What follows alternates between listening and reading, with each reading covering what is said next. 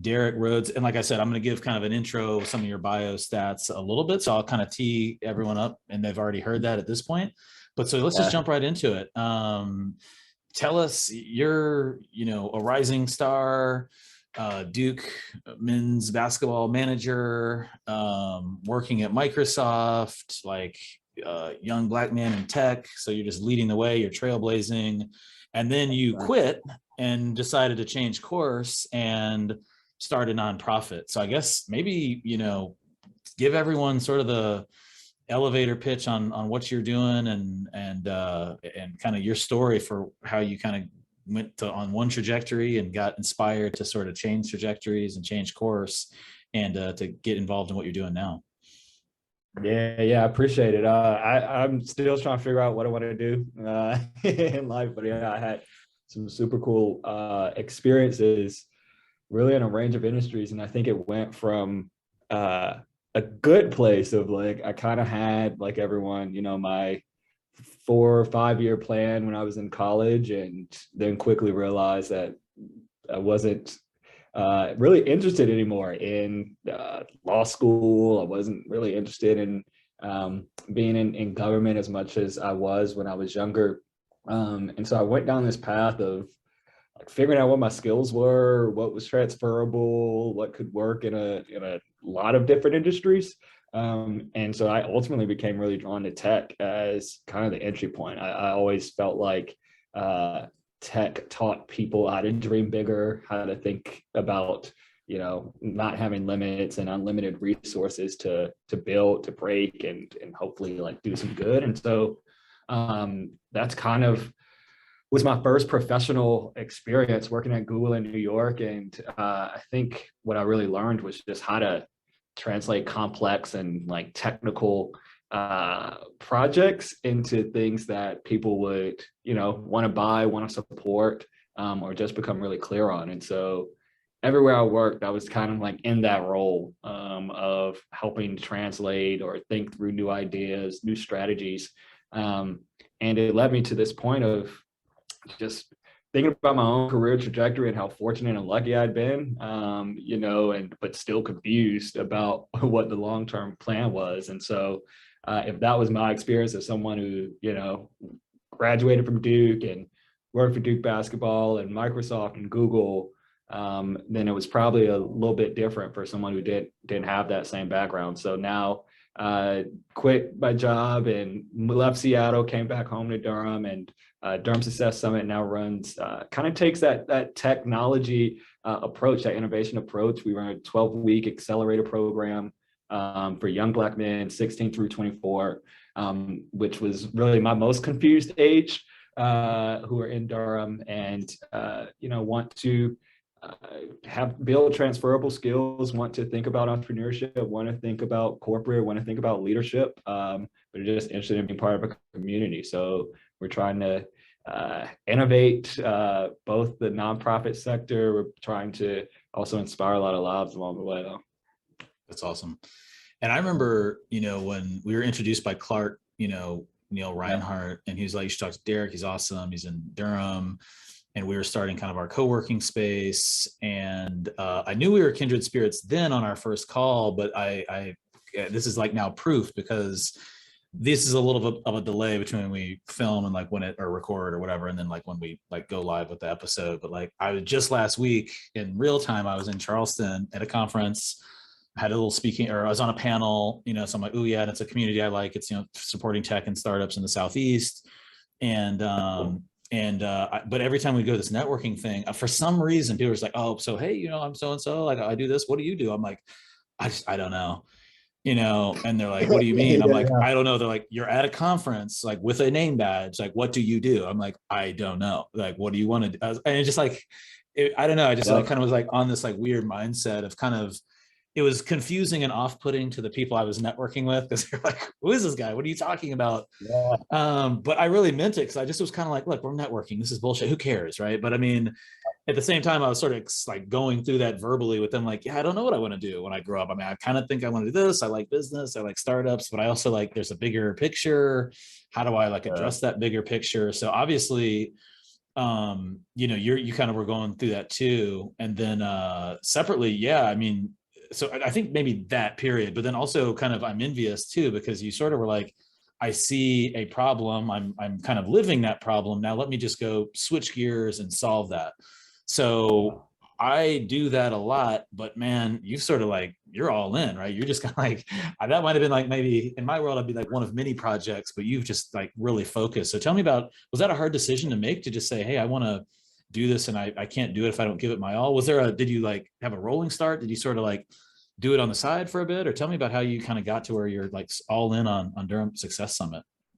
Yeah, it's I mean, I appreciate that story too about the networking at conferences. I think so often you like, you're just told you got to lock in on a profession or on an industry for like 20 years and it becomes your identity. And I just respect, the not placing a title or limit on like what you can do or what you're there to learn. So that's something we try to work with our young men on as well. But yeah, for me, it was scary. I mean, I don't have a single person in my family who's an entrepreneur or who's like tried to dabble in it. So there was really no blueprint, for me. And I was feeling like I had reached at least a point where I had developed enough of the business skills that would be needed to both teach young people those skills, but also try to apply it to building my own thing. And so I heard this quote that was, you can't leave footprints if you're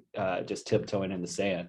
And so it inspired me to say, you know what, I'm kind of doing this project ad hoc, or so many people would reach out to me on LinkedIn or by text through family and friends and say like, hey, do you have 30 minutes to talk to me about career pathways or just my life or mentorship? And pretty quickly that was taking up more time than I think my full time was. And so I quit.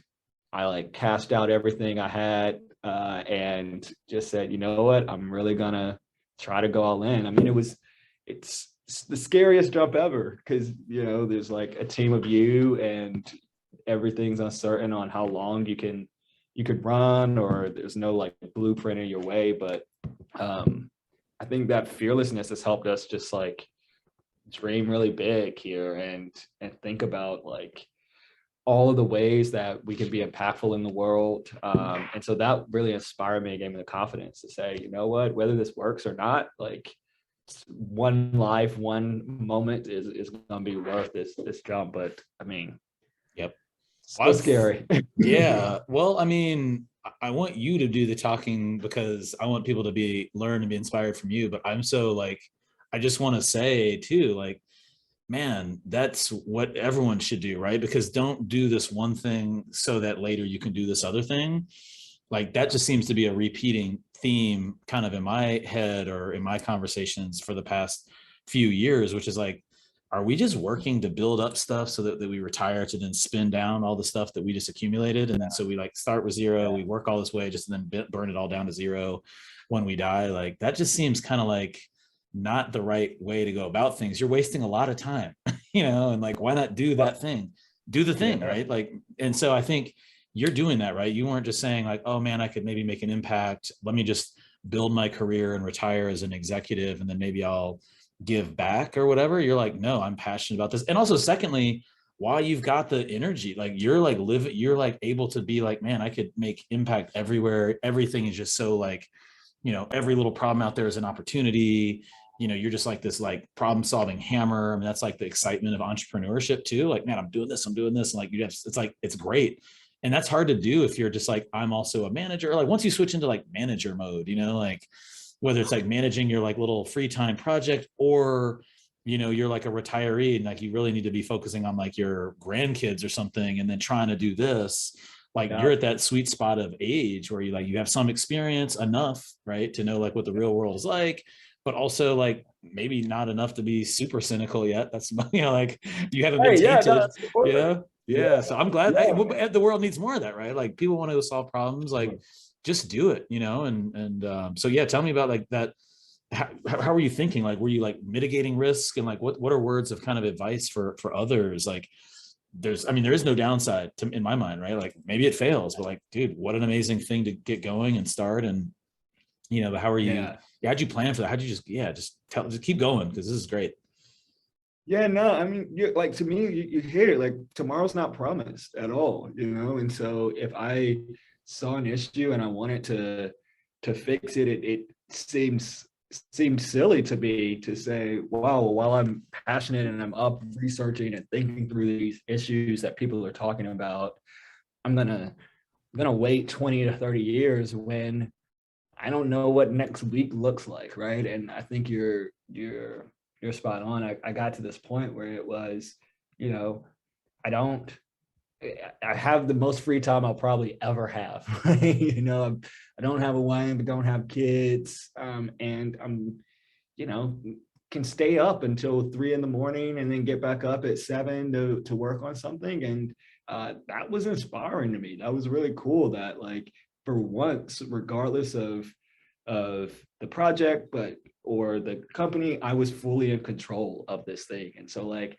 that jump was less scary because at least my fate wasn't determined by, someone giving me a performance review and we going back and forth on the quality of my work. It was determined by like, yeah, how many risks could I mitigate? Could I build the right team around me to help with some of the things I don't know about this work, or who are stronger in stronger areas? And I just think, really, when you kind of have that idea, I kept finding myself like writing stuff down in my notes or like in a notepad, and then just like building it and seeing the return was like, okay, the worst thing that'll happen is people will ask me, why'd you leave your job? And it was to start this thing that didn't work out, but like, here are a lot of things I learned and, some moments along the way. I think there's nothing scary about that, right? That's like getting out of your comfort zone, is really what it takes to go all in, and last thing too, or maybe not the last, but I found that there were just enough enough nonprofit organizations, enough people just half doing it. And when you half do it, at least in like this work I'm in now, people's lives suffer, right? You're not giving them 100%. So, whether that's of your time or your energy, or because you're getting off work or what have you, or you're giving 50% to it. And the young men we work with, young people everywhere, but you'd like, to me, deserve me being all in. I felt a little bit like, kind of like a hypocrite. Here I am, like doing these 12-week programs, and every Monday I tell kids, follow your dreams, do whatever you want to do. And it just wouldn't seem authentic if I was halfway in on this. Sure. And I want to talk more about kind of the nonprofit space and your organization specifically, and how you're kind of thinking about things differently, innovating. But one thing that a lot of people skip over, I think, is how, like, that first step, when you read and listen and are consuming information, I found a lot of times I'm getting like the last bit of the story, right? Like, and then we went from, 100 people to 1,000, and like, what a success. It's yeah. How'd you quit your job, man? Like what, like literally what account did the, like your phone bill come from? And like, what was the first sale like, or whatever? And so, I mean, you don't have to go into too many details, but like, how did you think about even financing that first jump? I mean, because there's no way you could be like, I'm going to be safe for the next 2 years, or even the next year, or was it even the six months? Or how did you think about that to say, this is what I'm risking, and these are my checkpoints for like, if I don't hit that, then I might turn back. And like, did you have like a plan like that, or did you just sort of like just jump? Or tell me about that. And I think maybe that could be valuable information to others. Yeah, I jumped and put together the plan as I was talking to people, right? And I knew that I had, like 3 to 6 months where I really just would have to, work as hard as I possibly could. That's what my, reserve at the time was. And that was kind of like the timeline that I gave myself. But I actually think that helped in conversations, right? Because, you know, you had a clear moment where people could get involved to support financially or through partnerships.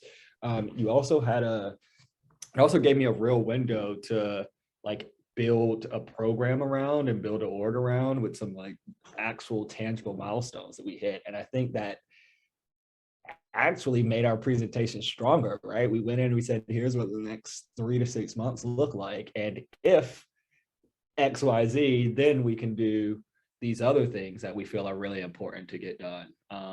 But I think, Nick, too, like that focus is really important. Like having that spreadsheet or however you want to document it and saying like, here's what I'm going to stick to, regardless of, you know, distractions, regardless of the shining, like that really helps, I think, just accelerate how you can like make impact.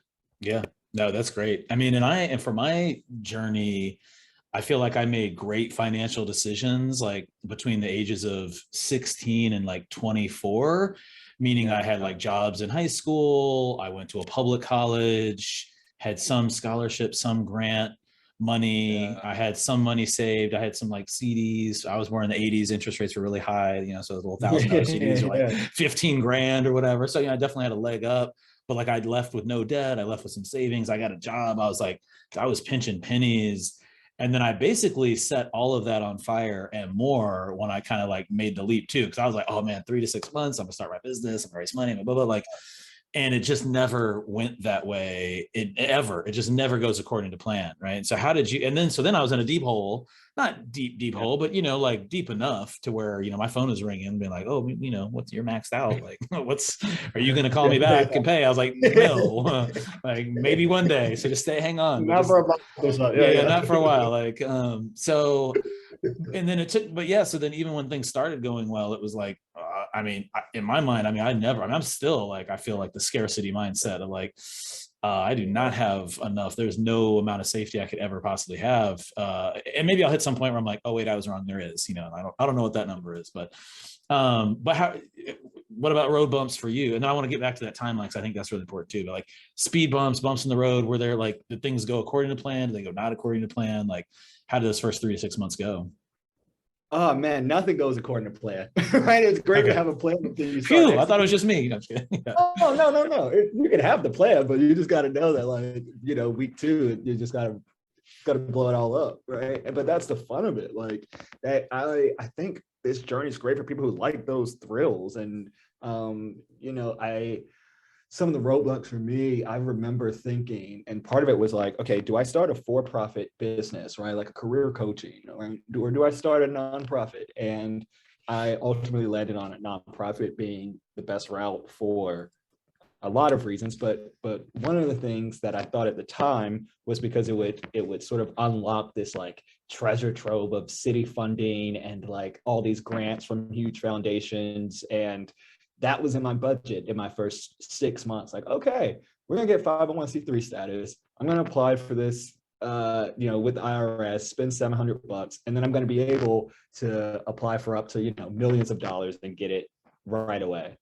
How naive of me. It was like, you know, no, you haven't proven anything. You have no results, and you are just getting started. Like, what are you talking about? And so that was the huge roadblock in the beginning, where you're like, oh, I'm applying to grants, and it's not that like I'm not getting them because the grant isn't good or whatever. It's just because, you know, you need to have that moment where you're like, you can accurately say, I've invested X amount into this, and here's the results. And if I had more, right, that compelling piece was something I wish I had known better. And then also getting comfortable asking, like constantly being in sales, right? Like constantly thinking about when's the right time for business development, right? That still applies here. Like, when's the right time to go into your saving, your company savings, your reserve, versus, you know, like thinking about spend at the end of the year versus beginning is something that I really wish I had spent more time on. That was that was key. But you always, balancing like food to your ROI I could get on the same expense for if it was an investment into my company, right? So Yeah. yeah, that was tough. And It's the I did ROI of that. this food, like, oh, Yeah, like I really need this. Yep. Right. But like for me, I was fortunate to didn't have student debt coming out of school, was on financial aid, and Duke took great care of me there. But I also was just always working. And so I had started learning about financial strategies from just trying to invest my own money, cashing out your 401k. I had, 4 years of something of work experience, not too much in there, but just still that risk and knowing how to spread that. I think there's something that makes me now even more equipped to just be effective at managing a budget and thinking about fundraising and development and that sort of stuff. Yeah. I mean, that's all. I mean, most of these lessons are all businesses, right? Yeah. Like, so within the first 3 to 6 months, I'm going to land this $1 million grant from the city, easy breezy, and I'm off and running. And, a year later, still no grant, like still waiting for that big, home run to hit. But all good. So, but I'm interested in like the nonprofit as a sector in general, and not because there's not just as much business activity, and they're businesses too, right? But what, and you kind of were picking, coaching versus nonprofit. I mean, like, what about just tell me about nonprofits and how are you innovating, or what did you see in that landscape, and how are you that you didn't like, and then what's your approach to being the best, kind of in that nonprofit space that you can be from an innovation perspective? Yeah, I think a lot about this because it's the transition to nonprofit was interesting to me, and I think there's just like, compared to all the other experiences I had in business or in tech, one thing that surprised me very early on in nonprofit that I didn't like was kind of follow up to this, like that scarcity mindset, right? Nonprofits here, and a lot of folks that I talk to before starting think in terms of like the limited resource, right? They associate nonprofit with you don't have a lot, and you shouldn't have a lot. And that to me, again, led to programs not being effective, and programs not, creating the same like high quality experience that you would get at, a 12-week profitable accelerator program, coding boot camp, right? And so that stood out as something in building this that I really wanted to make sure that like culturally, like the team, interns, and the students we work with didn't feel, like this resource constraint or this idea of it. And I think that really led me to try to innovate how we thought about partnerships, how we thought about fundraising of, we want to do everything we can do. And so that was the first thing that I didn't like and tried to act on. Some of the things I did like was there's really this like culture and like spirit of collaboration amongst nonprofits. And so sharing resources, sharing best practices is something that I really, really appreciate and didn't find all the time in like the more business world, right? Where people here are not, or in the nonprofit space, are willing to hop on a call to talk about some of the challenges you might be facing and share their feedback. And so a lot of folks, whether that's Helios, Audacity Labs, have been, kind of anchors of that for us. The other things that have been, I'd just say, interesting observations is I think Durham in particular has something over, Durham and Tableau have something over like 200 nonprofits. And so getting really clear early on how we were different was like top priority to me. Like, what was our differentiator? How would we stand out? What's the landscape like? Was super, super important to just like drill down, because there's no shortage of folks willing to raise their hands. It's just like, how do you, show your differentiation so that you can, do the things you need to do and grab those resources. Yeah. That's great. And I also like the 3 to 6 month kind of window, because that's maybe bringing arguably a business, maybe a commercial business mindset, which is a quarterly earnings, or like I got to sort of like close out my quarter, or I'm a 2 week sprint, right? Like what's happening today. I had this other guy, I'm sure he was not listening to this because he'd be one of the five, but I met him and he was like, oh, I've got this project that's going to be a skate park.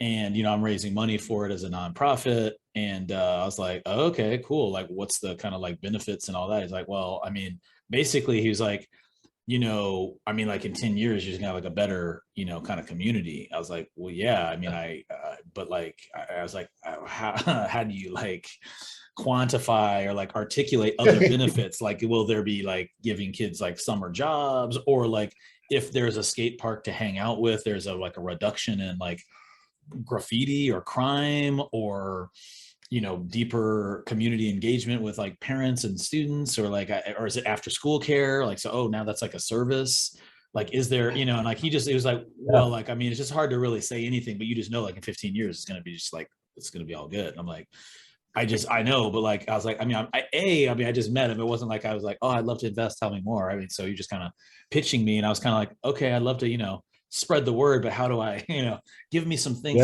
So obviously you got a 3 month focus, a 6 month focus of here's what's happening, and here's how I'm articulating that. So that's great.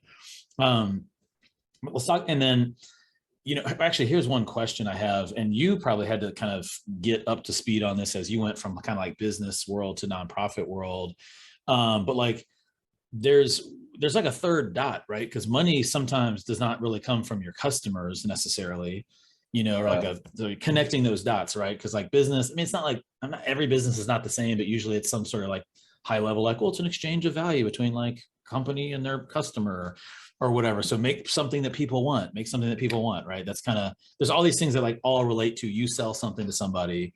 In the nonprofit world, it's different, right? Because you serve somebody, but what you sell might be to somebody else. So there's multiple parties. How did like, was that an adjustment for you? And like, how would you like kind of school me on like how to best articulate that? Because it is different, and it's for anyone looking to get into a nonprofit or start one.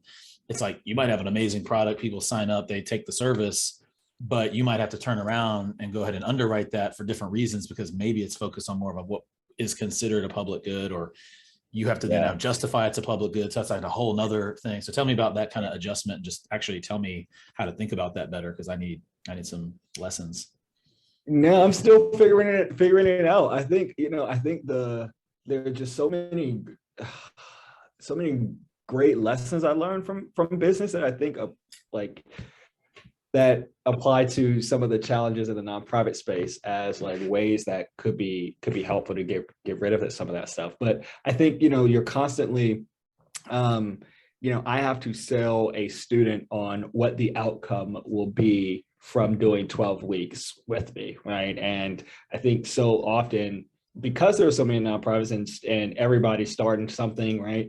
There's like this tyranny of choice, right? So a lot of young people are like, well, how is that different from this one over here and that one over here? And now I'm just not going to do any of them because no one's telling me what's happening after. And so it is this really weird, like, sales cycle where, I think about it just the same way, so at the Miami Heat and business strategy, we had this pipeline, right? We always wanted to think about how do we get somebody from one game to 42 home games and buying a season ticket. And so you really want to be, we were really trying to think how to be intentional about, moving them from purchasing one game to, hey, maybe we see you come to 2 or 3 games now.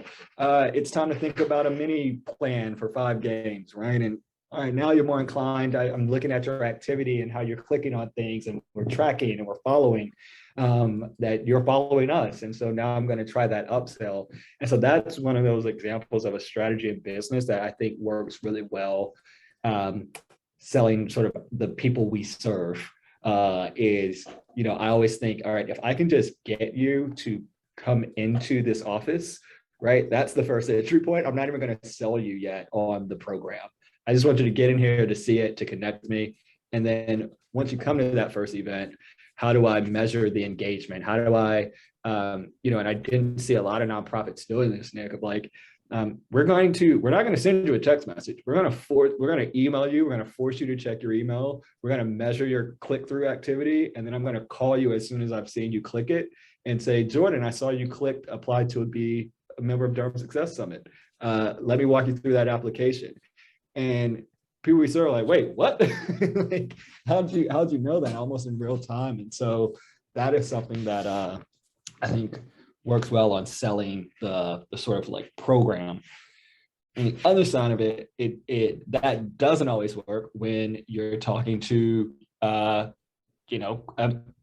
non-people you serve. So if that's a potential partner, if that's a potential sponsor, if that's a corporate entity that I'm hoping to work with to hire a student, right? They are really concerned about things like ROI, right? Or things like what are some of the tangible outputs that or outcomes as a result of the program. So we talk about a lot about the number of second degree connections that a young person will make and how those second degree connections, right, might also impact the business that we're trying to work with, or how it may impact the city if we're talking to the city about opportunities. So that, and I think it's one thing I've noticed is like you're never done telling the story of the work.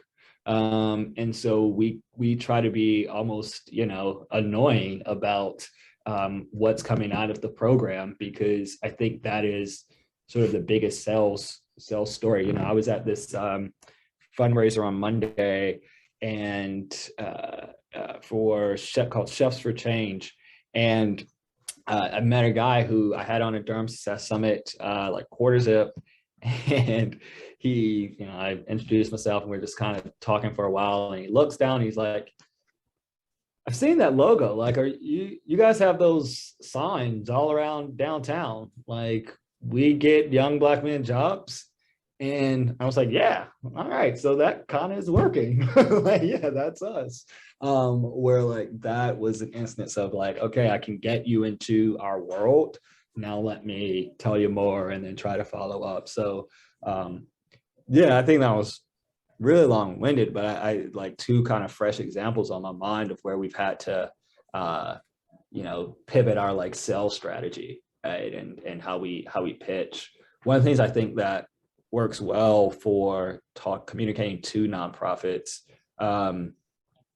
that like I always appreciate is like knowing that particular group's like pain point, right? I think there's so many gaps that companies or local organizations can feel, and oftentimes because we're so close to the work, it's hard for me to say like, oh, here's exactly how you plug in. But thinking through like, all right, what are your priorities, and then what's our mission? How do we kind of like work backwards almost so that we can come to a mutual? I've had so many people ask me like, what do you need? And I'm like, I don't really know until I know what your priorities are either. Like, I don't, sure. You're constantly like, I got to review a resume in a little bit for Jordan. Yeah. No, that's great. It's funny. Well, I mean, you're kind of bringing like maybe what you did at Google, Microsoft, and others, which is like kind of my deal too. Like, it's a consultative sale. Like if someone's like, what's your differentiator? I was like, from who and to who? Like I can't even answer that. Like, like speed. I don't know. What does that even mean? Like, what do you need? And what's your interest? And like, it should always be, if I want to be an advisor or a consultant or someone that's getting value to you, I really need to know your deal and your pain, and then tell you solutions and tell you things. So that's a good sales approach. Do you have like from a customer development? I keep kind of making these little parallels, but like, and because where I want this to go is people hear this and are like, man, I was thinking about something, I should just do it. It's not like some of the things I might associate with it as too hard aren't too hard, or some of the risks I think are maybe manageable, or yeah, what Derek said is right. And like what a lot of entrepreneurs know is true, which is if you can manage your risk a little bit, like there is no downside, because you just come out being like, oh, why didn't you have a job? Like, oh, because I started a nonprofit, organized this many cohorts of doing this many things with this many fundraisers, got this kind of budget. I basically started a whole business serving, Black youth males 18 to 24 to help them build transferable life skills. Like, do you have any other questions about that? It's like, that's not like I took, or like, I mean, it's like that, or I'd be like, I took a sabbatical, right? Which is also good from like recharge and mental health. Like, I don't think there's any downside into how that can help your career and your like just whole portfolio of life projects kind of build.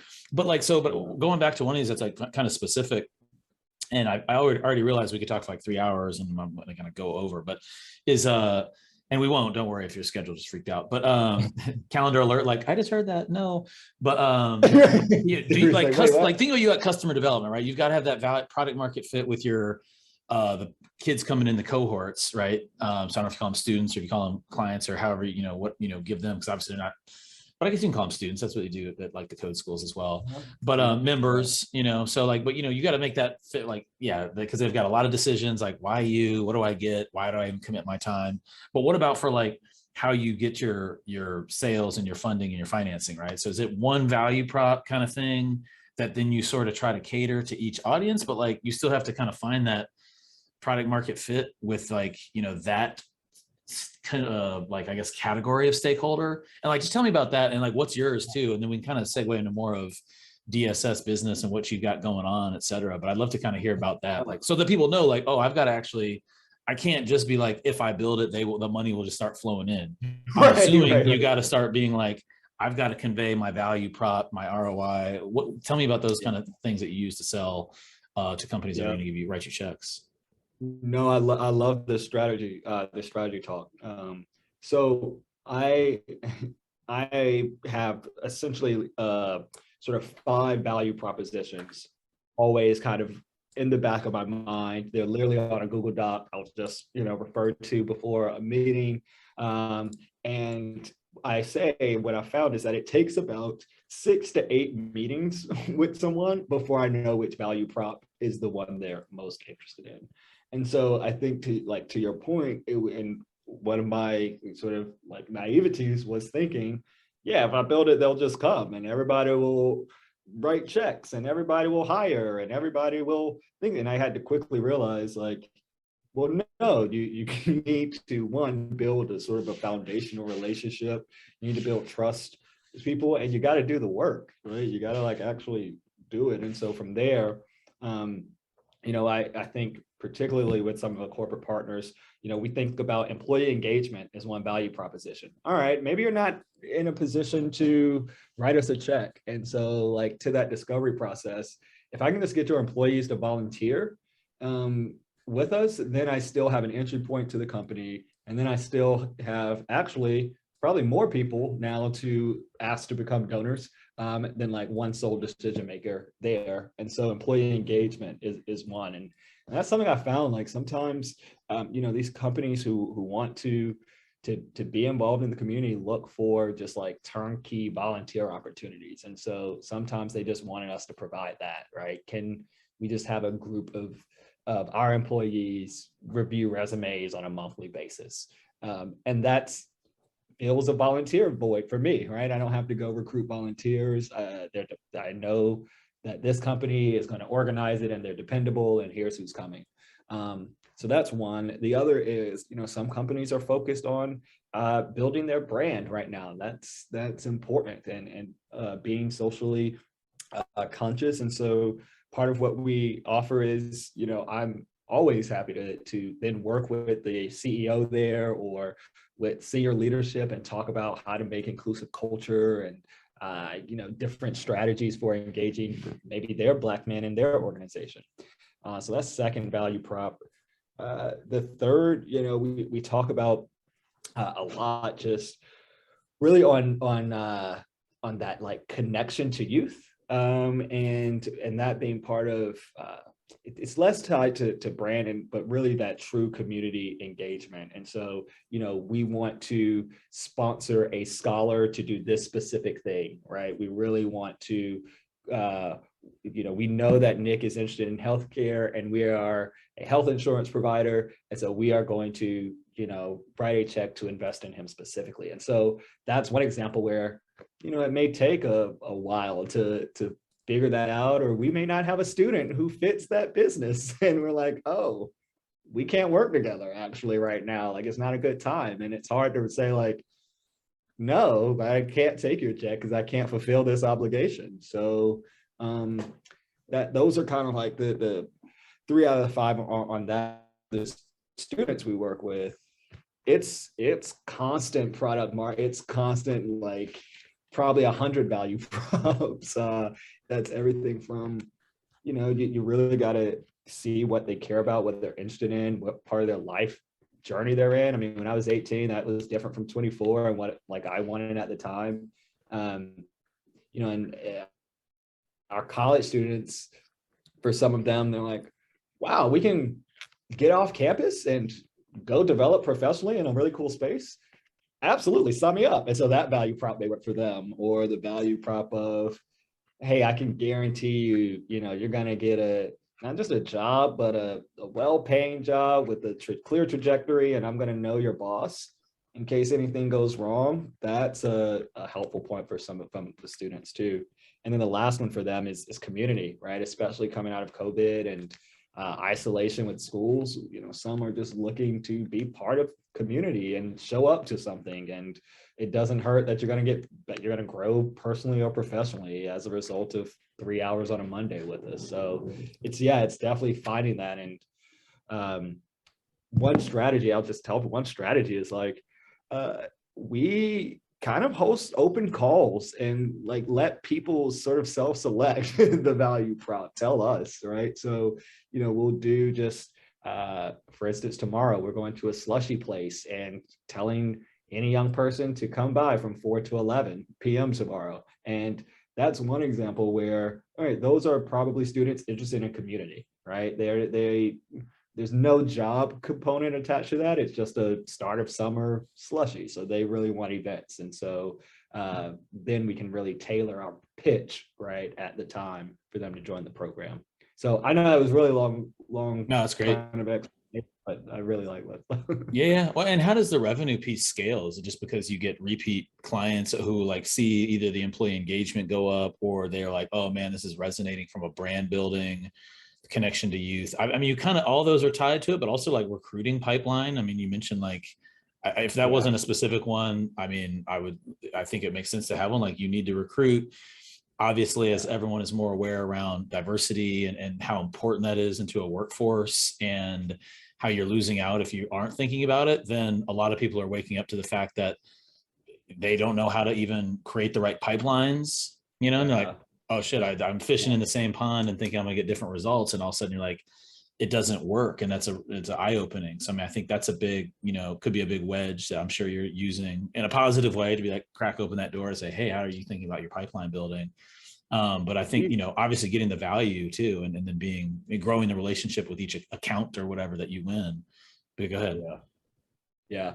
And that's exactly how kind of our revenue stream works, is that I prefer to go really targeted and like deep engagement over time with companies, rather than have, 100 that I'm going to give 20% to. And I think that has been key for us, is the recruiting pipeline. I think last year before, so many companies thought, oh, I'll just hire a head of diversity, or I'll just hire a DEI person. And what doesn't change, and this is part of the pitch, like what doesn't change is the amount it costs still to recruit, interview, and then retain diverse talent, right? You gotta travel probably to minority serving institutions, or just do things a little bit differently.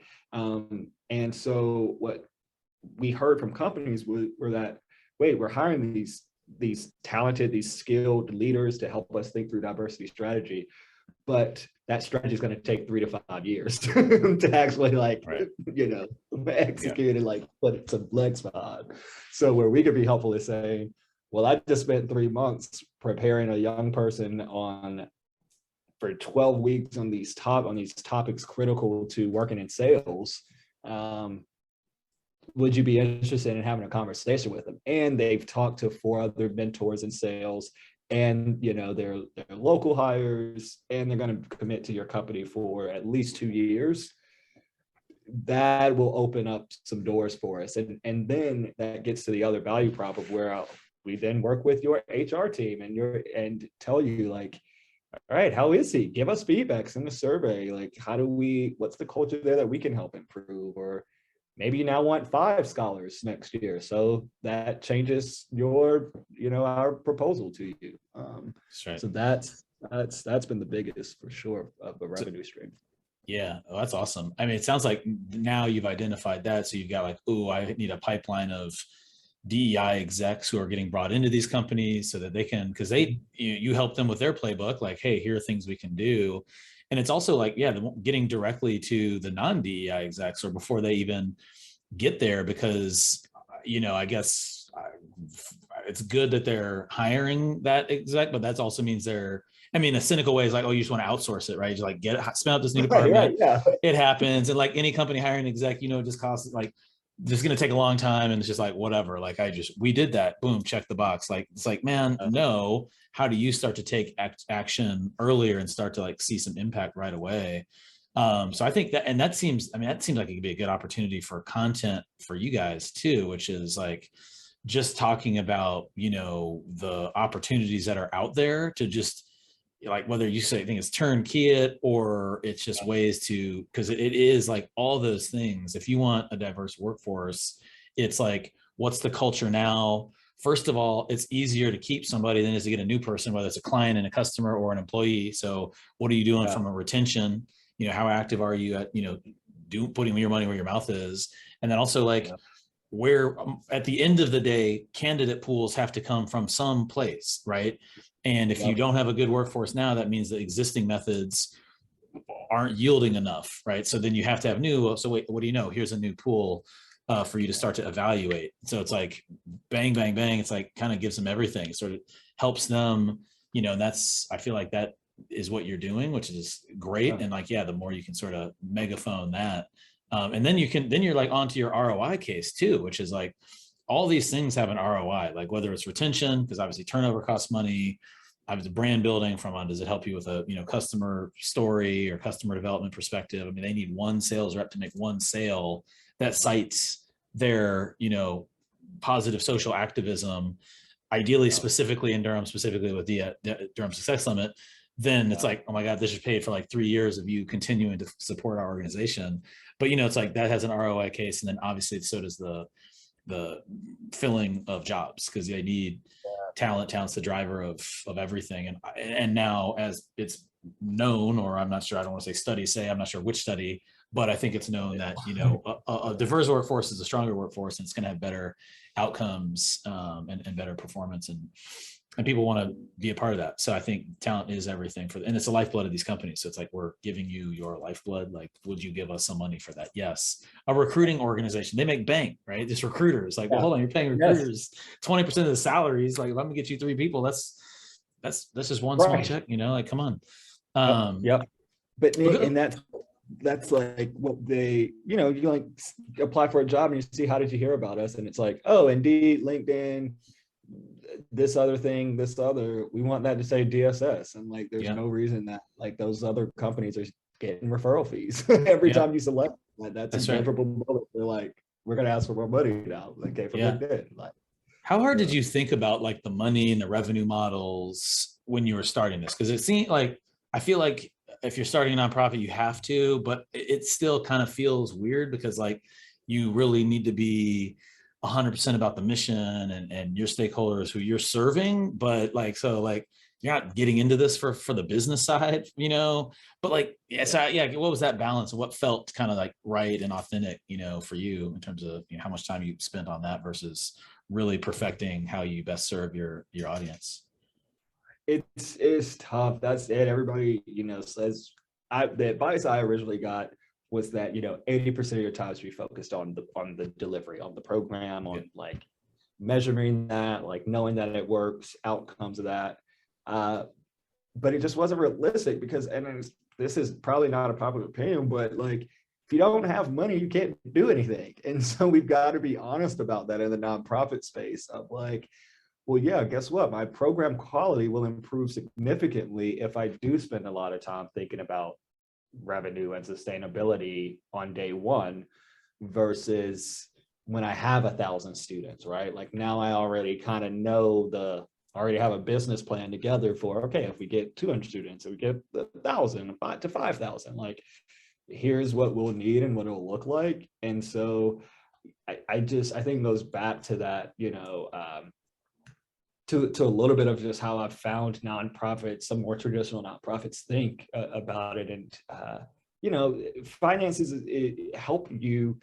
When I say the financials help you develop a better program, because now I'm not just able to think about like what the actual content is I'm doing on a Monday night, but I'm actually able to probably hire someone to think through an evaluation strategy that's going to have an even greater return on the like efficacy of the program and the delivery, because now we have actual data points that would have been ignored if I was spending 80% of my time on actual resume coaching at the beginning, right? And so I think that was important. And the other thing is, if you can't show a vision, right? If you can't like on paper show your projections and what you're going to be, then your organization, and a lot of our organization nonprofits, will probably just shut down sooner rather than later. And then again, you're like counter to your mission. So for me, it quickly became like, all right, I need to spend probably 60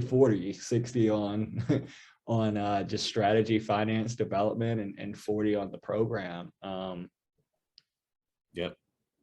Yeah. I mean, it makes sense. Yeah, it makes sense to me. Like it's sort of like you can't do anything if you don't have sort of the gas that's going to make the engine run, So I feel that and also I think, as you share some of this, or as people kind of are listening to this, I mean, that to me, that's inspiring to even want to join the program, right? Like, well, okay, why, you want to go someplace that's like pragmatic. This is about like transferable life skills. I mean, pragmatism feels like it's maybe not like the core part of that, but that's a very important component to giving you a good life skill. You can't give a good life skill that is never applicable or doesn't actually work in the real world would suck. It's not a good life skill. It's actually a bad life skill.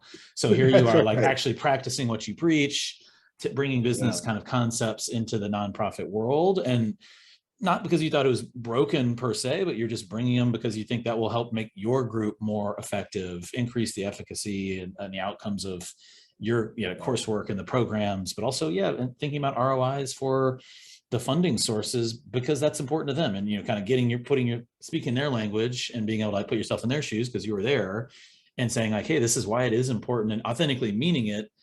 Then, you're going to have like customers for life, right? As opposed to like, I just scraped by this one check this quarter or this year. But if you can continue to drive value over and over, then hopefully they're customers for life. But I mean, you got something else going on. It's coming up in September. I guess maybe let's give a plug for like what's going on at DSS kind of over the next few months, and then we'll kind of move to the close. Cool. Yeah, I'm super excited about the next few months. We finished our cohort in late April.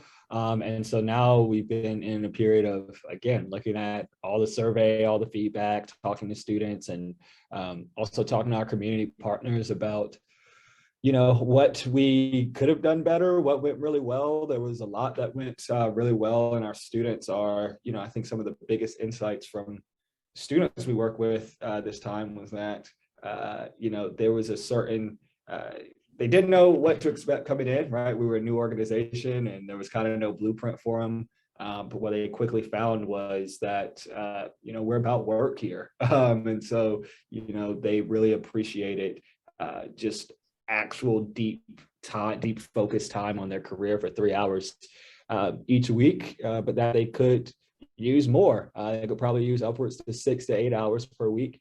They also really valued having a space where they could come in and either work on the assignments we were giving them or have access to me to talk through. So many young people came in and wanted to talk about how to negotiate an offer they got, or how to go back and talk to a professor, for instance, or just get away from campus to really focus on like job search without distractions.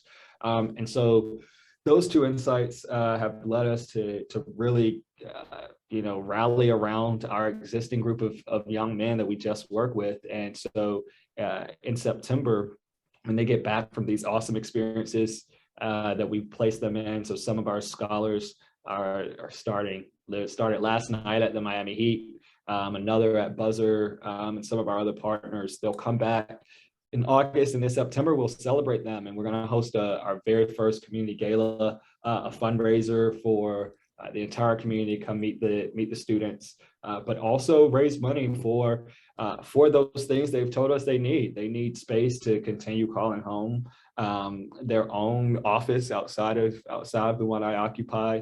But then also we want to really build out an alumni program that connects them to local organizations, to small startups that could use the talent, and so that they continue engaging. So September 10th, really excited, from 6 to 9.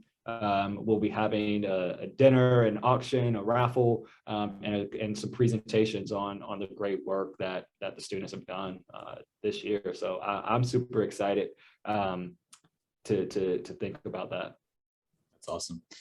Well, congrats on sort of really everything, your life. It's, definitely an inspiration kind of going from, you're hitting everything, like getting into a great school. We didn't even go into this, but you left with no student debt because you qualified for aid, but also worked and probably did a bunch of other stuff that made you a credible person that they were coveting and offering you stuff for. To be a part of their alumni network, to getting, kind of joining kind of world leaders in tech, and then straight up quitting to do something that you thought was more of a calling, and was going to make more of an impact. And with that, I assume, your assumption or our assumption is that it's going to give you more sort of purpose and fulfillment. And therefore, you're not just doing one thing for a while, staying busy so that you can do another thing later and then really enjoy life. It's like life is the journey, right? So let's enjoy it while we're doing. So that's all awesome. And then specifically with Durham Success Summit, we'll do our best to sort of tie more information about that, about where people can find it as they listen to this, and to plug in for support, for FYI. So if you're in the community, obviously you can listen to this anywhere. You can be whatever. You might not be able to make it to Durham, North Carolina on September 10th, but just to follow along. So we'll post all the all your channels and socials for the business. And then, that seems like it's a big day because it's the first annual kind of gala, bringing people back. So and you went to Duke, and then I went to UNC, and I don't know how Duke is, but I love reconnecting with UNC alumni, but I've always got feedback. I'll just use that as the nice word of don't just send me that envelope with that little check a box and then how much is in here to send back, oh, you paid for my postage. That's so nice. That does not an alumni network make, right? So, man, what a great chance to rethink even the alumni side of this too. So I think that's another good opportunity, but cool. So man, well, thanks for joining. I don't want to run too far over. I know you are a busy man and doing important work. And so I think, maybe actually, if you want to just give sort of website URL and any other contact info, and then I'll post that in the show notes as well. And then we'll break. Perfect. Yeah. So our website is www.dssnc.org. So Durham Success Summit, North Carolina.org. And Instagram, Facebook, LinkedIn, our biggest channels. Twitter has us blocked. So if anyone has a contact at Twitter, please let me know. They don't think I am in charge of Durham Success Summit. Nice. But we're at Durham Summit on those. Elon Musk. Yeah. Send him a letter. All right. And I'll take a Tesla if you can somehow swing that. Right. So, kind of Tesla to us. That'd be cool too. That's right. Yeah. No, but thanks, Nick. This is great. I really appreciate all the support, and I'm super excited for September. I think it's going to be really, really big and impactful for both our teams. So thanks for having us, man. Awesome. Great, Derek. Have a great rest of the day, man. Thanks for being on here. Appreciate it. You too, man. Awesome. Bye-bye.